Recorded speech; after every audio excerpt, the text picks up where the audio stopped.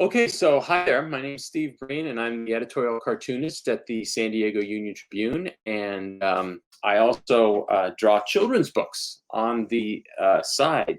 So this is it's always fun. I'm really happy to participate in the San Diego Union Tribune Festival of Books. I think this is our fourth year, and it keeps getting bigger and better every year. Um, a lot of people think that cartoonists are mean and nasty and never have any fun, but I am living proof that you can have fun as a cartoonist with the children's books that I've done. I've probably done 6 or 7, I think, where I've written and drawn them. The first one I did was Stick, and then I did Violet the Pilot a year or so later, and I've done several more after that. I never really thought that I would draw children's books until I had my own kids, and I started reading to my boys when they were really young, and it just looked like so much fun. So I had to take a stab at it. So the first book I did was a book really kind of boy-centric. I mean, I knew that my boys at the time, they loved animals. They loved frogs and lizards and things like that. And they also loved trucks and motorcycles and trains and modes of transport. So I thought, well, it'd be really interesting for boys to combine those things. So that's how I kind of mentally put together Stick. So this book took me months to work on. It's like it's like anything in life. You don't know fully what's involved until you get into it. So once I started in on it, it seemed like it would be easy to do a children's book, right? How hard could it be? But there is so much back and forth between the editors and the artist writer that it was almost overwhelming. All the notes that I would get just on simple illustrations. But anyway, I put it together, and I had a lot of fun working on it. And I'm going to read it to you. My first children's book, Stick. So let's get it right here. Okay, so Stick, he liked to do things on his own.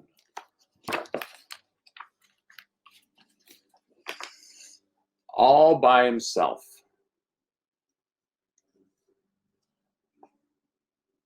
Oops. He fell on a turtle. One day at lunchtime, he got a little bit carried away.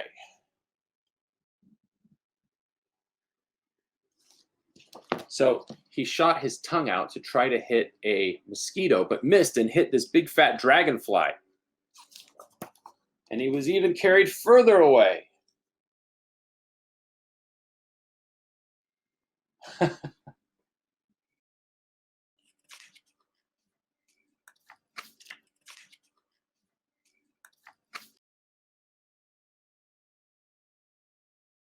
The beauty of this book for parents is that you can really breeze through it quickly because there are not a lot of words. But it's also good for young readers because, again, not a lot of words, and the words are pretty simple. So there's Stick. He's flying through someone's yard and through someone's living room on that dragonfly.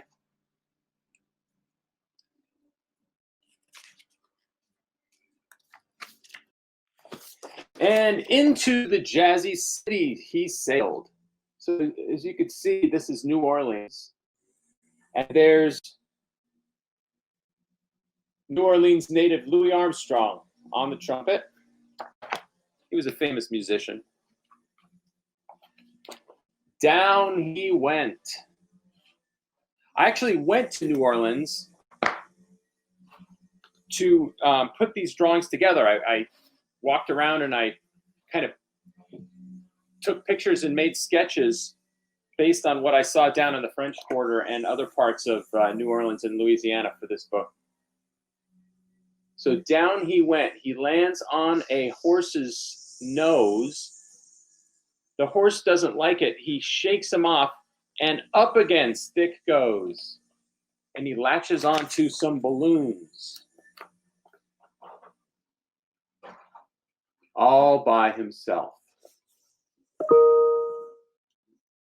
Then he floats past a French restaurant, and at French restaurants, some of them serve frog's legs. So now, our poor little frog has a dog, some kids, and a French chef with a meat cleaver chasing him. This is one of the few children's books with a meat cleaver in it. Then Stick drifts up above the city, and he flew and he fell.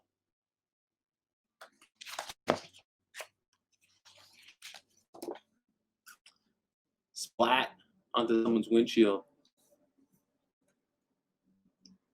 They turn on the windshield wipers, and he flew again.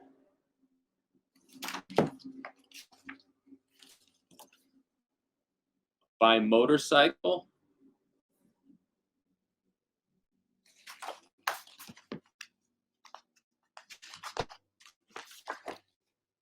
And by plane, and that is a biplane.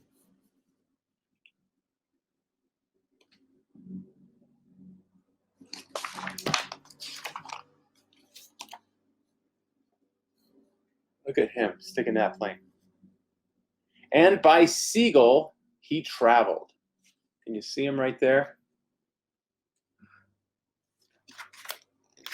Sorry. There he is. There he is on that seagull's beak.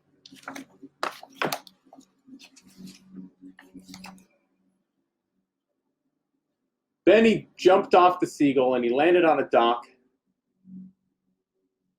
And he was really all by himself. There's the sun setting. Poor Stick. It was time to ask for help. Luckily, there was a blue heron who agreed to give Stick a lift back home. As the moon rose,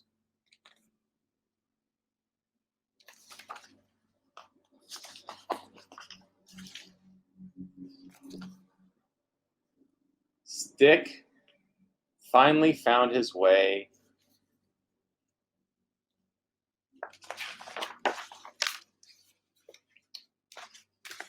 splash. Whoop. Back home. Whoop, whoop. Ah, there's his mom.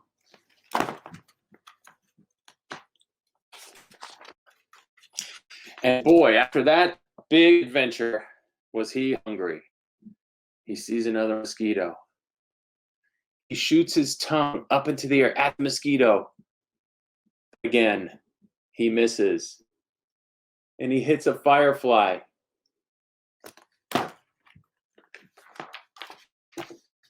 Oops. That's what a frog looks like when he swallows a firefly. So, the end. That is Stick. So, I knew from the beginning I wanted to create something really simple and really fun with lots of adventure for a little kid to appreciate, and that's how I created Stick.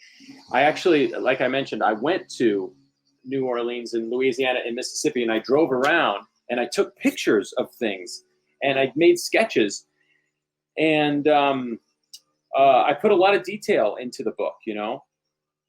And then I came home, and for some of the other things, like the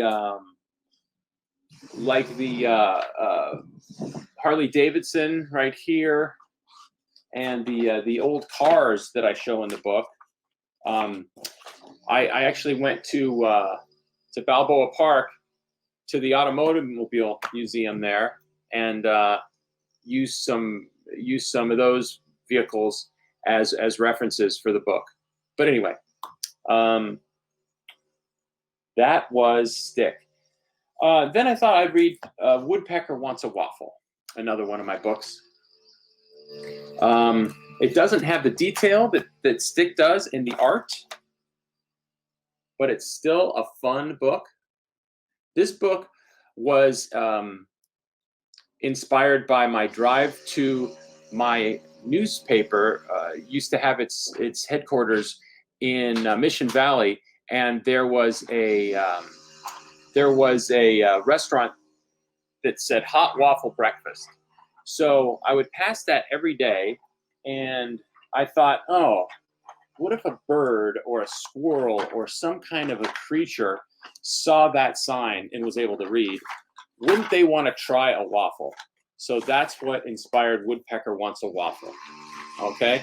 And I am going to just close the window because there's all kinds of noise outside. So just 1 second. Stay there. Don't go anywhere. This is Hope, by the way. Hope likes children's books too. And she's going to sit and quietly listen. All right. Here we go. So Hope, do you like this book, Woodpecker Wants a Waffle? Yeah? Yeah. Yeah? Okay. I'm going to read it, okay? Mm. You be nice and quiet while Daddy reads it, okay? Okay. Woodpecker Wants a Waffle. One morning, Benny woke to the best tummy rumbling smell. There's Benny. He's the woodpecker, and there he is in his tree.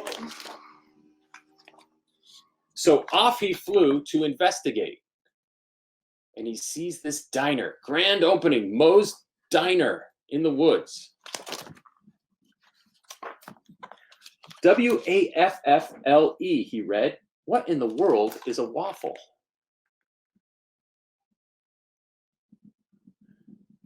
The waffles smelled good. The waffles looked good. The waffles must taste good too, thought Benny.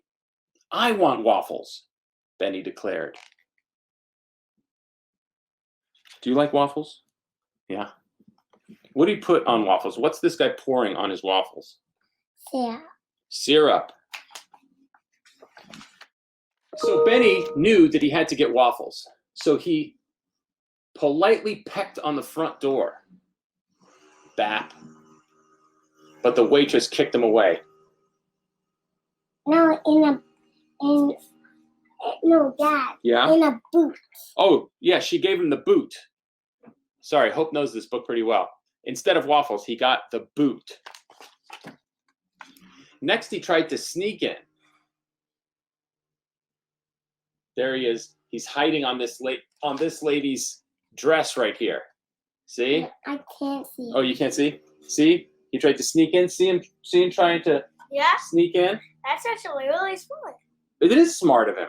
But instead of waffles, Benny got swept away. There she is. She's hitting him with the broom. Poor Benny. He can't get a break. He tried a number of creative disguises. Look at all his disguises. Look at he dressed up like here. What's this? Baby. Yeah, there's a baby. No. How about a monster? Is he a monster in a mask? There he is right there, a monster in a mask. Instead of waffles, though, he was tossed in the trash. Oh. I want to be that one. Let me see that picture. Oh yeah, she's smiling. Yeah. She's not giving him a break, this waitress. What are you doing? Asked Bunny. I'm wishing for waffles, said Benny. The animal started laughing. That's ridiculous, the bunny said.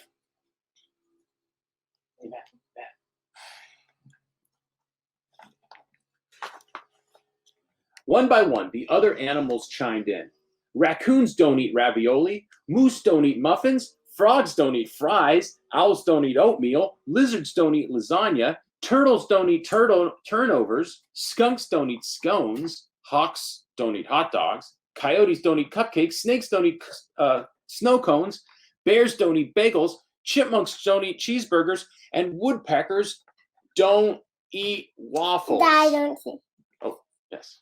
Look at all those animals. Look at all those animals telling him he can't do it. Yeah. That'll be a snake. That's a snake right there. I Yeah. want to be a snake. You want to be a snake maybe for Halloween? Okay. Well, why not? Asked Benny. Why not? The animals grumbled, chirped, croaked, and whispered. They thought and thought and thought.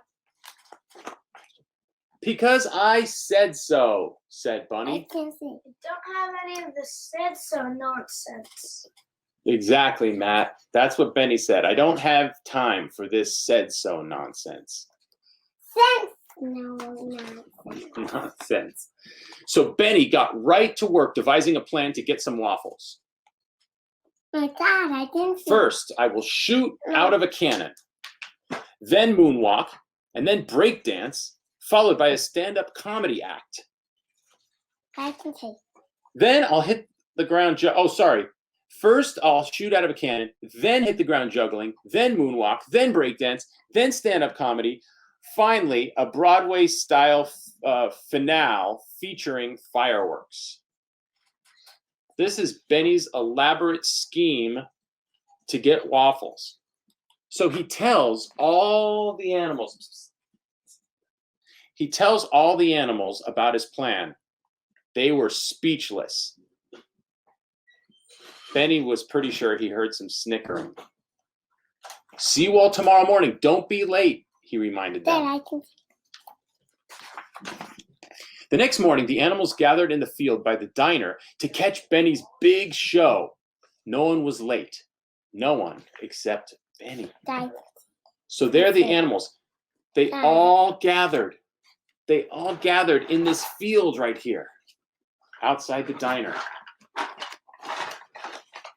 As the animals waited patiently for Benny to arrive, the waitress in the diner noticed something odd. The customers noticed something strange too. Everyone at the diner stepped outside to look at the animals. Look at everyone has left the diner.